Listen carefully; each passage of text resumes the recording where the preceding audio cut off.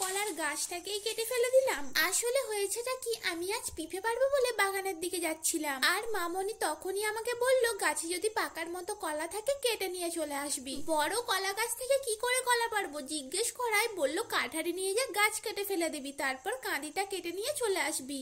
কিন্তু এখানে এসেই করেছি সর্বনাশ, গাছে কলার কাঁদি দেখতে পেয়ে গাছটাকে কেটে ফেলেছি। গাছটা কিন্তু কিছুতেই কাটতে পারছিলাম না, অনেকবার কাঠারির কপ বসাতে বসাতে তারপর গাছটা কেটেছে। আর তোমরা কি জানো কলা গাছের একটা ভেতরের অংশ আমরা খাই? কি জেনে থাকলে আমাকে কমেন্টে বলো দেখি। দেখো কলার কাঁদিটা খুব একটা বড় না হলেও কলাগুলো কিন্তু বেশ মোটা মোটাই হয়েছে, কিন্তু সর্বনাশটা করেছি কি কলাটা এখনো পাকার মতোই হয়নি। আর এটা কি কলা তোমরা কি বুঝতে পারছো? এটা হচ্ছে কাললে কলা। আসলে কিন্তু পেঁপে পাড়ার উদ্দেশ্য নিয়ে এসেছিলাম, কিন্তু গাছে একটাও পেঁপে নেই। সকাল সকাল কাজের কাজ কিছু না করে অকাজ করে বসলাম। চলো তাহলে আজকের মতো আসি, চ্যানেলটাকে সাবস্ক্রাইব করতে ভুলো না যেন।